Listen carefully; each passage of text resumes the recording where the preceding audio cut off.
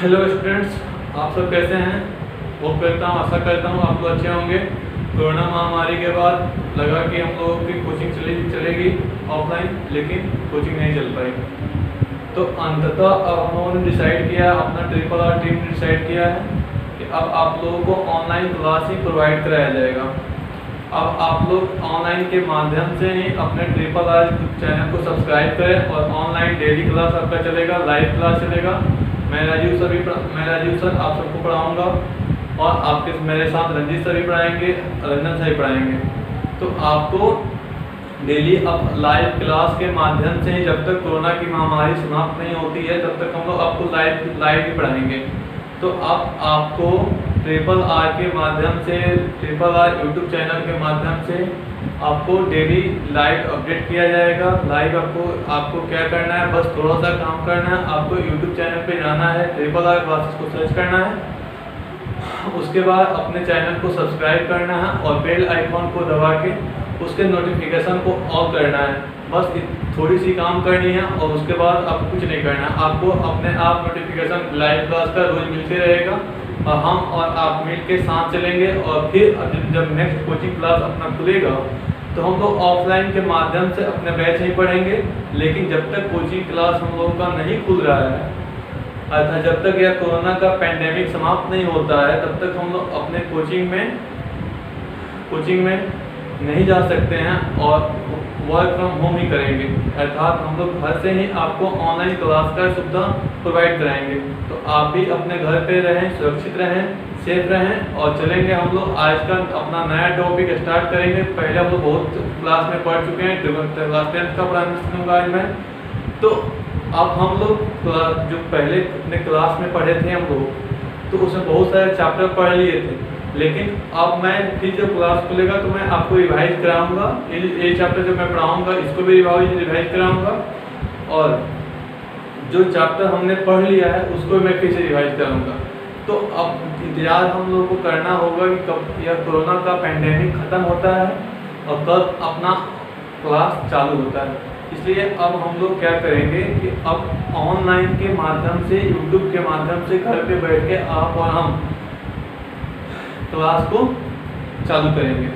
तो अब हम लोग पढ़ने चल रहे हैं क्या, क्लास 10 का क्वाड्रेटिक इक्वेशन। तो क्वाड्रेटिक इक्वेशन को हिंदी में हम लोग कहते हैं क्या, द्विघात समीकरण कहते हैं। द्विघात समीकरण जानने से पहले हम लोग जानेंगे, द्विघात समीकरण को जानेंगे, द्विघात समीकरण में क्या क्या होता है, द्विघात समीकरण कहते किसे हैं, द्विघात समीकरण के प्रकार कितने होते हैं, द्विघात समीकरण की मूल निकालने की विधियाँ कितनी होती हैं। तो आज के इस चैप्टर में हम लोग आज केवल बस द्विघात समीकरण का इंट्रोडक्शन देखेंगे कि द्विघात समीकरण होता क्या है। तो द्विघात समीकरण को चालू करने से पहले हम थोड़ा सा देखेंगे कि द्विघात समीकरण से पहले क्या क्या टर्म आएगा, उसके बारे में हम लोग देखेंगे। तो जैसा कि आपको बोर्ड पे दिखाई दे रहा है कि हमने लिखा हुआ है क्या, द्विघात समीकरण। इंग्लिश में इसको कहते हैं क्वाड्रेटिक इक्वेशन। तो क्वाड्रेटिक इक्वेशन देखने से पहले हम थोड़ा सा देखेंगे समीकरण क्या होता है। नाम भाई द्विघात समीकरण है, तो द्विघात समीकरण देखने से पहले हमको तो मालूम होना चाहिए कि समीकरण होता क्या है, समीकरण कहते किसे हैं, समीकरण का तात्पर्य क्या है। तो आप देखेंगे कि समीकरण किसे कहते हैं। तो समीकरण कहते गणित, समीकरण जो होता है समीकरण प्रतीकों की सहायता से व्यक्त किया गया एक गणितीय कथन है जो दो वस्तुओं को समान अथवा तुल्य बताता है, जो दो वस्तुओं को तुल्य बताता है, बराबर बताता है कि दो वस्तुएं कैसे बराबर हैं। मान लीजिए कि हमने कहा कि तीन कलमों का दाम कितना है, 150 रुपया है। तो इसको समीकरण के रूप में हम व्यक्त कर सकते हैं। फिर उसके बाद हम देखेंगे इसको क्या कर सकते हैं और क्या कर सकते हैं। दूसरे भाषा में इसको कर सकते हैं कि समीकरण का प्रयोग जो होता है, समीकरण प्रायः दो या दो से अधिक व्यंजकों की समानता को दर्शाने के लिए प्रयुक्त होता है। अर्थात किसी समीकरण में एक या एक से अधिक चर हो सकते हैं, या हमको मालूम होना चाहिए। आपने पहले पढ़ चुका है चर अचर क्या होती है, तो आपको मालूम है, लेकिन आपको मैं बता दूं कि चर क्या होता है, जितना भी जिसका मान बार बार क्या हो, चेंज हो, वह चर है। और जो क्या हो, एकदम फिक्स्ड हो, कांस्टेंट हो, कभी ना बदले, वह क्या है, चर है। तो अचर है, क्या है, अचर है। चर और अचर में ही यानी वेरिएबल और कांस्टेंट में ही मूल डिफरेंस है, जिसका मान बार बार क्या हो, चेंज हो, वह क्या है हमारा, तो चर है। बार बार बदले वह चर है, और जो ना बदले वह अचर है। तो अचर का मतलब क्या होता है, कांस्टेंट, उसको इंग्लिश में कहते हैं। अब देखेंगे हम लोग कि ये समीकरण लिखते हैं, जैसे हमने लिखा कि 2x प्लस 5 बराबर क्या लिखा, 0 लिखा। यह भी एक समीकरण है, लेकिन कैसा समीकरण है, तो यह एक चर में समीकरण है। यहाँ पे केवल चर क्या है, 2x है, सॉरी यहाँ पे चर केवल क्या है, x है। अब इसको मैं जब देख रहा हूँ तो इसको मैं कह भी सकता हूँ, ऐसे भी कह सकता हूँ कि मान लीजिए कि हमने 3 कलम खरीदा और 6 कॉपी खरीदा, तो 3 कलम और 6 कॉपियों का दाम हमने एक दुकानदार को कितना पेड किया, 150 पेड किया। तो उसको मैं समीकरण के रूप में जब दर्शाने के लिए आपको मैं बोलूँ, तो यहाँ पे तो याद ध्यान देने वाली बात है कि यहाँ पे दो विभिन्न वस्तुओं के बारे में हम बात कर रहे हैं। एक पहला वस्तु जो है मेरा वह क्या है, एक मेरा पेन है और एक मेरा क्या है, कॉपी है। तो पेन जो है, पेन के लिए भी एक चर मानेंगे और कॉपी के लिए भी एक चर मानेंगे। तो यहाँ पे दो चर हमको दिखाई देगा, एक होगा क्या हमारा 3x, जैसे माना कि कितना पेन मैंने बोला था, तो 3 पेन खरीदा था, तो 3 पेन का 3x और कॉपी कितना 6x, और दाम कितना दुकानदार को पेड किया, तो 150 पेड किया।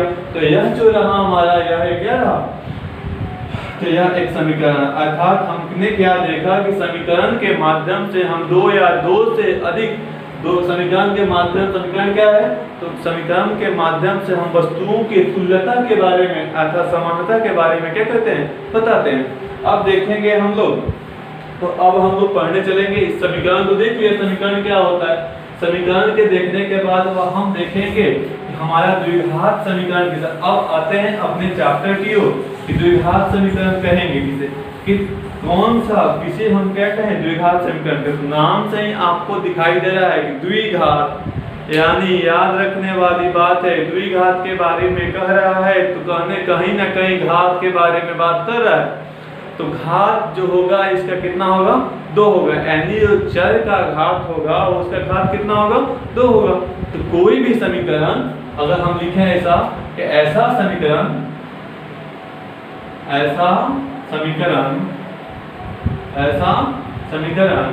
जिसका सामान्य रूप क्या हो भाई, तो ax स्क्वायर प्लस क्या हो, bx प्लस क्या, c इक्वल टू 0। देखो यहाँ पे ax square plus bx plus c equal to 0, और याद रखना है यहाँ पे कि जहाँ a नॉट इक्वल टू 0 तथा abc क्या है भाई, तो वास्तविक संख्या क्या है, वास्तविक संख्या है, उसे हम क्या कहते हैं, तो द्विघात समीकरण कहते हैं। अर्थात कहने का मेरा मतलब क्या रहा भाई, कि कोई भी समीकरण जिसका सामान्य रूप, याद रखिए जिसका सामान्य रूप क्या हो, ax square plus bx plus क्या, c इक्वल टू 0। अर्थात याद रखने वाली बात है कि हमें जो यहाँ पे चर जो है ax स्क्वायर, तो x में है चर, यहाँ चर जो है क्या है, x है। तो चर कुछ भी हो सकता है, यहाँ पे चर हमारा क्या था, ax square plus bx plus c equal to 0।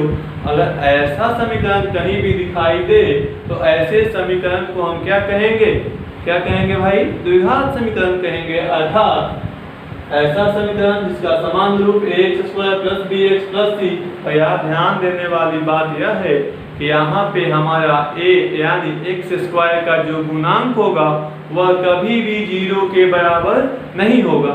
अर्थात कहने का मतलब क्या है हमारा, कि a का एक जो यहाँ पे a नॉट इक्वल टू 0 होगा, और जो a होगा, b होगा और c होगा वह हमारा क्या होगा, तो वह वास्तविक संख्या होगी। हमने वास्तविक संख्या के बारे में पढ़ा हुआ है कि वो क्या परिमेय संख्या हो चाहे क्या हो, अपरिमेय संख्याओं का जो सूत्र होता है वही बहुत सारी संख्याओं के बारे में पढ़ा हुआ था 9th क्लास में। तो वास्तविक संख्या तो हमने पढ़ लिया। तो अब हम एग्जाम्पल ऐसे देखेंगे, इसका एग्जाम्पल ऐसे हो सकता है क्या, तो x square minus 3x sorry minus 5x plus 10 equal to क्या, 0। देखिए यहाँ पे एक एक्स स्क्वायर माइनस 5x, यहाँ पे a जो है a का गुणांक कितना है, 1 है, b का गुणांक कितना है -5 और c का गुणांक कितना है, तो यहाँ पे c का गुणांक कितना है भैया c कितना है यहाँ पे, सॉरी c कितना है यहाँ पे 10 है। तो ऐसे समीकरण को हम क्या कहेंगे, ऐसे समीकरण को हम क्या कहेंगे, द्विघात समीकरण कहेंगे। तो याद रखने वाली बात क्या हो गई हमको, अब हमारे जो चैप्टर नंबर 4.1 जब पढ़ेंगे हम लोग, तो उसमें यह पूरे चैप्टर डिसाइडेड है या इसी चैप्टर पे है। अब आपसे कोई पूछ दे, अब उसमें यही देखना है कि कौन सा द्विघात समीकरण है और कौन सा द्विघात समीकरण नहीं है। तो हमको बस यही ध्यान रखना है कि कोई भी समीकरण जिसका समान रूप क्या हो जाए, ax² + bx + क्या c = 0 हो जाए, तो ऐसे समीकरण को हम क्या कहेंगे, द्विघात समीकरण कहेंगे। अगर इस रूप में नहीं है तो हम कहेंगे कि द्विघात समीकरण नहीं है। अर्थात हमको केवल मतलब क्या है कि केवल अगर कोई पूछ दे आपसे कि क्या 3x² + 5 = क्या 0, क्या द्विघात समीकरण है, हाँ भाई द्विघात समीकरण है। यह भी क्या है, द्विघात समीकरण है। क्यों द्विघात समीकरण है, क्योंकि यहाँ पे b 0 हो गया, होने दो भाई, कोई मतलब नहीं है। हमको मतलब किससे है, केवल a से a का गुणांक कभी भी 0 के बराबर नहीं होना चाहिए। अर्थात कहने का मतलब अभी हमारा क्या है, द्विघात समीकरण है। एक और एग्जांपल देखेंगे हम लोग, क्या x² = 0, यह भी क्या द्विघात समीकरण है, हो सकता है। x² सॉरी, अगर हम कहें कि x² = 25, क्या यह द्विघात समीकरण है, हाँ यह भी हो सकता है। तो इसको हम लिखेंगे तो इसको ऐसे भी लिख सकते हैं, x² - 25 = क्या 0, यह भी क्या है, द्विघात समीकरण है। द्विघात समीकरण देखने का तरीका क्या है हमारा, कि कोई भी समीकरण जिसका समान रूप ax² + bx + c = क्या हो, 0 हो, तो ऐसे समीकरण को हम क्या कहेंगे, द्विघात समीकरण कहेंगे। अब देखेंगे द्विघात समीकरण के प्रकार के बारे में कि द्विघात समीकरण के कितने प्रकार होते हैं। द्विघात समीकरण के प्रकार देखेंगे, इसलिए देखते हैं द्विघात समीकरण के प्रकार। तो अब हमको देखना है द्विघात समीकरण के प्रकार कितने होते हैं। तो द्विघात समीकरण दो प्रकार के होते हैं। कितने प्रकार के होते हैं, दो प्रकार के होते हैं। द्विघात समीकरण का समान में जो रूप होता है वह कितना ही रूप का होता है, दो रूप का होता है। एक को कहते हैं शुद्ध द्विघात समीकरण, दूसरे को कहते हैं क्या, मिश्रित द्विघात समीकरण। तो द्विघात समीकरण का जो प्रकार होता है, द्विघात समीकरण के प्रकार, टाइप्स ऑफ क्वाड्रेटिक इक्वेशन, यह जो होता है दो प्रकार का होता है। एक होता है क्या हमारा, तो शुद्ध द्विघात समीकरण क्या होता है भाई, शुद्ध द्विघात समीकरण, और एक क्या होता है, तो हमारा मिश्रित द्विघात समीकरण होता है, मिश्रित द्विघात समीकरण। इसको इंग्लिश में हम लोग बोलते हैं प्योर क्वाड्रेटिक इक्वेशन, और इसको बोलते हैं जो हम लोग एड अफेक्टेड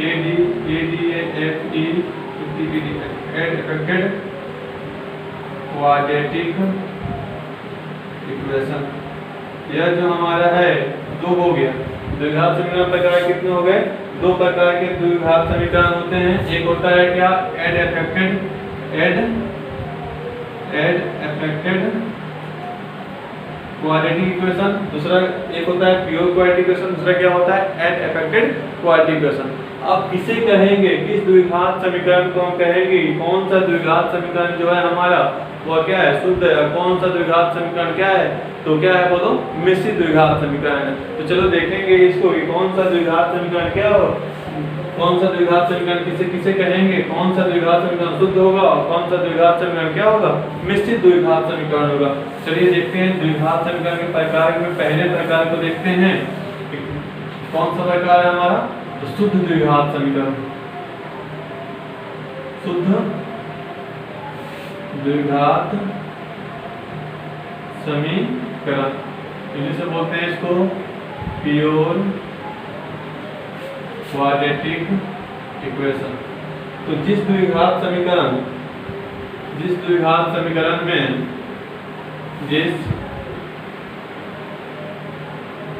द्विघात समीकरण में चर x के एक घात चर x के एक घात वाला, चर x के एक घात वाला पद नहीं हो उसे हम जिस द्विघात समीकरण में चर x के एक घात वाला पद नहीं हो उसे हम क्या कहते हैं? तो शुद्ध द्विघात समीकरण, शुद्ध द्विघात समीकरण कहते हैं। अर्थात कहने का मतलब क्या है?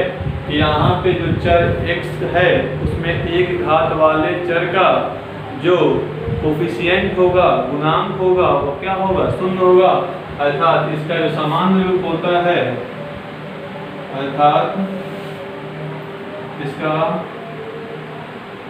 सामान्य रूप क्या होता है भाई? तो ax प्लस क्या होता है? ax plus c equal to क्या होता है? 0 होता है, जहां a नॉट इक्वल टू 0 तथा ac क्या है? वास्तविक संख्या क्या है? ax स्क्वायर प्लस c होता है और ac a not equal to 0 और क्या होगा? a क्या है? ax square plus c equal to 0, जहाँ a नॉट इक्वल टू 0 और a और c क्या है? वास्तविक संख्या है। जैसे हम देखेंगे क्या कि क्या देखेंगे भाई? तो 2x स्क्वायर प्लस क्या 5 इक्वल टू क्या 0। यह जो द्विघात समीकरण है, कैसा द्विघात समीकरण है? तो शुद्ध द्विघात समीकरण है। शुद्ध कहने का मतलब क्या है कि यहाँ पे जो चर क्या है? चर x के एक घात वाला पद जो है वह क्या है? शून्य है। अर्थात इस द्विघात समीकरण का समान रूप कैसा हुआ? तो ax स्क्वायर प्लस क्या रहा? c रहा। ऐसे द्विघात समीकरण को हम क्या कहेंगे? तो शुद्ध द्विघात समीकरण कहेंगे। अब आते हैं हम लोग इस पे, तो मिश्रित द्विघात समीकरण किसे कहेंगे? अब देखेंगे हम लोग क्या मिश्रित द्विघात समीकरण। हम क्या देखेंगे? मिश्रित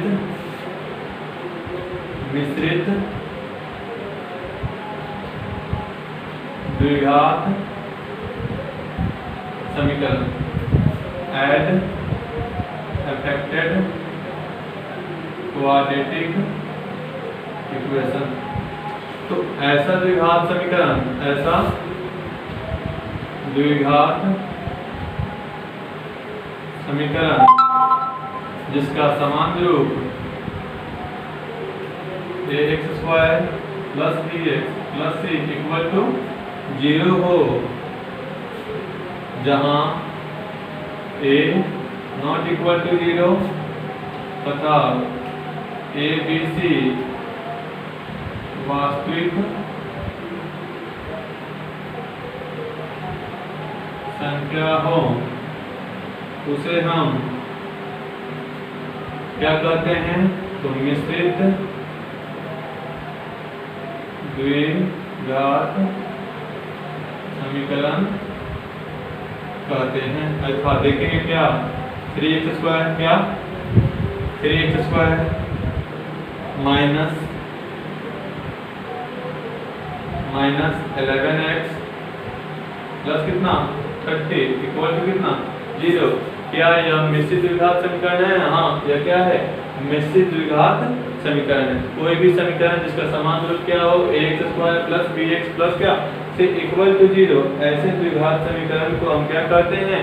मिश्रित द्विघात समीकरण कहते हैं। अर्थात कहने का मेरा मतलब यह था कि उसमें जो चर x का एक घात वाला पद नहीं था, किसमें? तो शुद्ध द्विघात समीकरण में। और मिश्रित द्विघात समीकरण में क्या होगा? तो चर x के एक घात वाला पद रहेगा। तो ऐसे द्विघात समीकरण को हम क्या कहेंगे?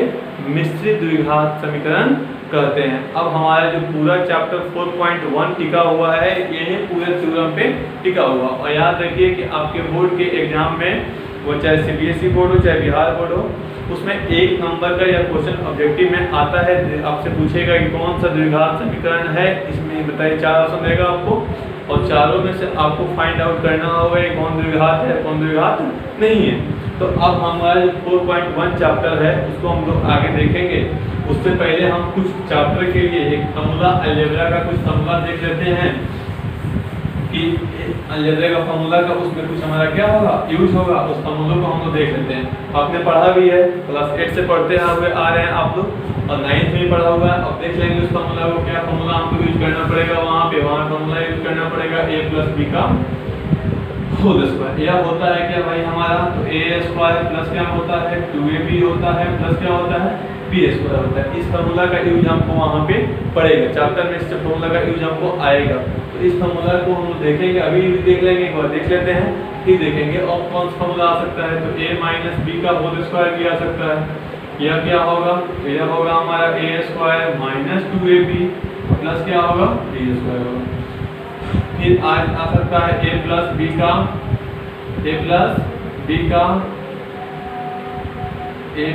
का होल क्यूब आ सकता है। तो यह होता है a क्यूब प्लस क्या होता है, तो 3a स्क्वायर b प्लस क्या होता है 3ab स्क्वायर प्लस क्या होता है, तो b क्यूब होता है। इसको हम ऐसे भी लिखते हैं a क्यूब होता है इंटू 3ab को कॉमन ले लेंगे और हमारा क्या बचेगा यहाँ पे a प्लस b और क्या होगा b क्यूब होगा।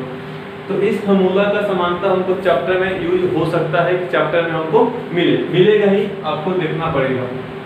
फिर हमको a माइनस बी का होल क्यूब लिखेंगे। a माइनस बी का होल क्यूब क्या होता है आपने पढ़ा हुआ है, क्या होता है रिमाइंड करा दें आपको।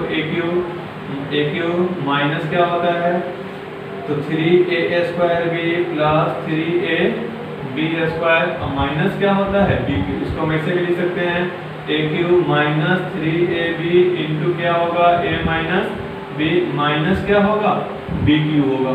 तो ऐसे इस फॉर्मूला का यूज देख लेंगे। आगे एक और फॉर्मूला देख लेते हैं, मैं नोट कर लीजिएगा, आप लोग स्क्रीनशॉट लेके इसको नोट कर सकते हैं आप लोग, आपको आता भी है। हमको जहाँ तक उम्मीद है आप सबको यह आता भी होगा।